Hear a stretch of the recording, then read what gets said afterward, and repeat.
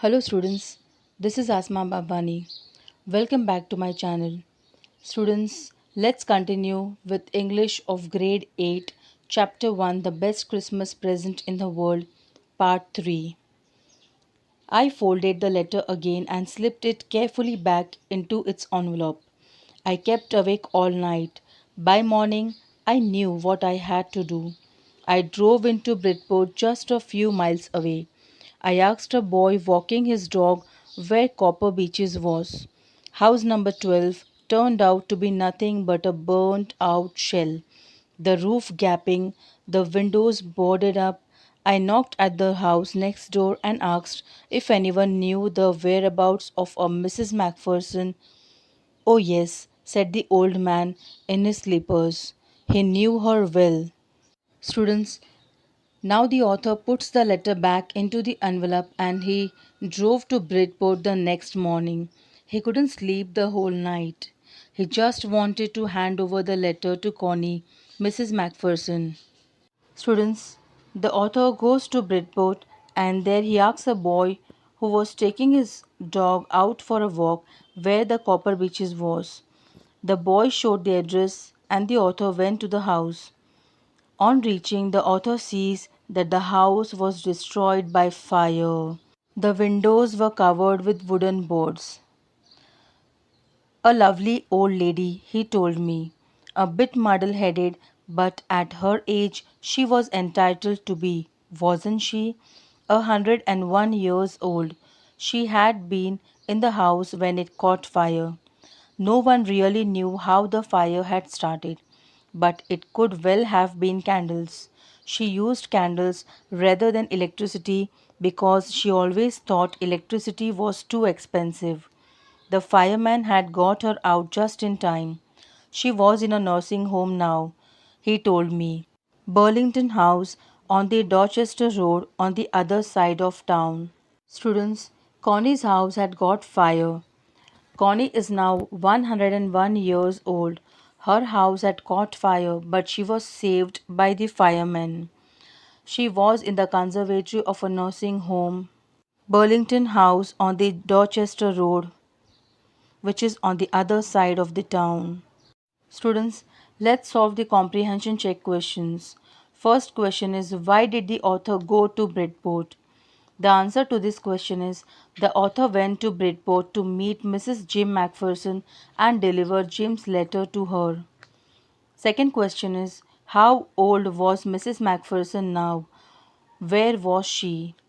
Answer to this question is, Macpherson was 101 years old at the time when the author visited her. She was in a nursing home. I found Burlington House nursing home easily enough. There were paper chains up in the hallway and a lighted Christmas tree stood in the corner with a lopsided angel on top. I said I was a friend come to visit Mrs. Macpherson to bring her a Christmas present. I could see through into the dining room where everyone was wearing a paper hat and singing. The matron had a hat on too and seemed happy enough to see me. Students, the author goes and finds Burlington House Nursing Home very easily. When he goes into the nursing home, he sees the paper chains up in the hallway and lighted Christmas tree. Students, everybody knows, you all know on Christmas Day, a Christmas tree is set in a corner of the house with lightings and gifts, and a lot of decoration is done on that day.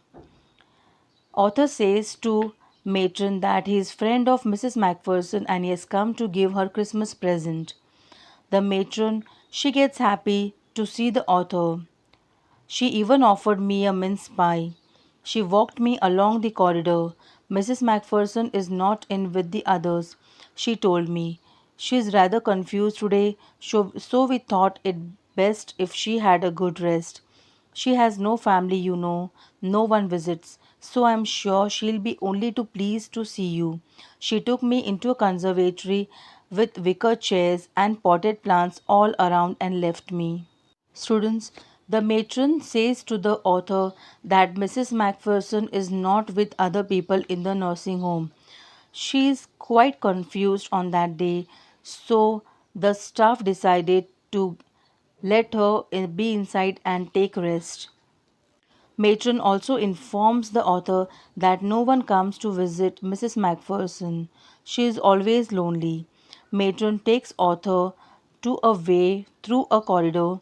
There were wicker chairs and potted plants all around, and there the author saw someone sitting. The old lady was sitting in a wheelchair, her hands folded in her lap. She had silver white hair pinned into a wispy bun. She was gazing out at the garden. "Hello," I said. She turned and looked up at me vacantly. "Happy Christmas, Connie," I went on. "I found this. I think it's yours." As I was speaking, her eyes never left my face. I opened the tin box and gave it to her. That was the moment her eyes lit up with recognition and her face became suffused with a sudden glow of happiness. Students, the author sees a lady sitting in a wheelchair.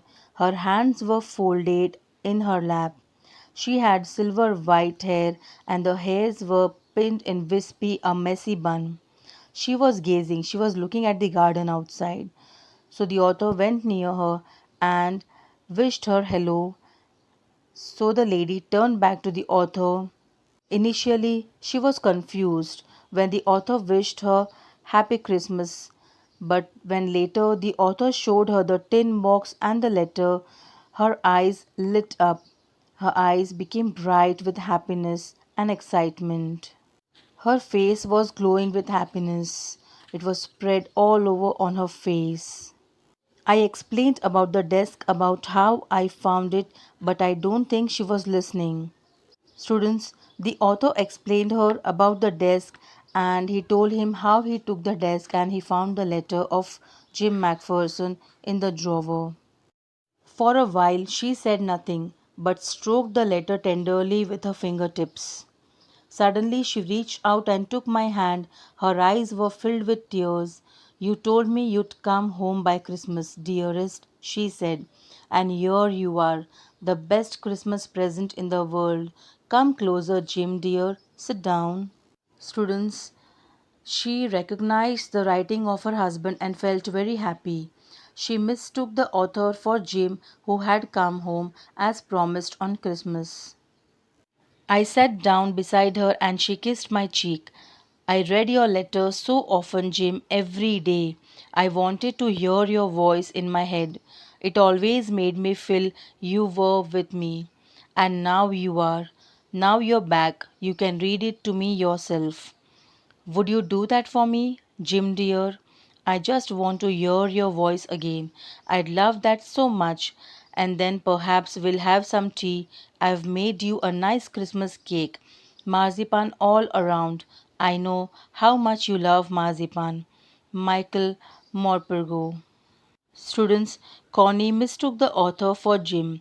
She thought that the author was Jim, her husband. She kissed the author on the cheek and asked him to read the letter to her. She wanted to listen to the voice of her husband.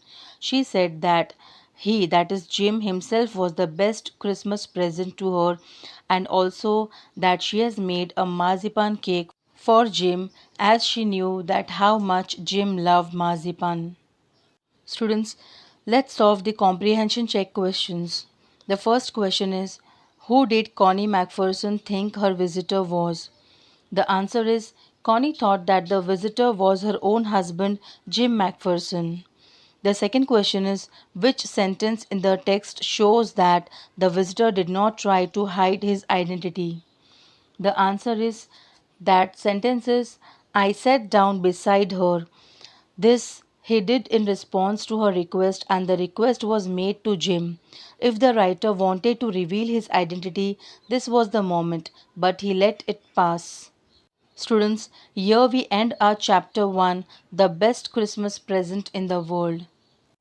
Students, if you like my videos, don't forget to subscribe the channel Asma Babwani. Click on the bell icon to get the latest updates. Like the videos, share the videos, and do comment on all the videos.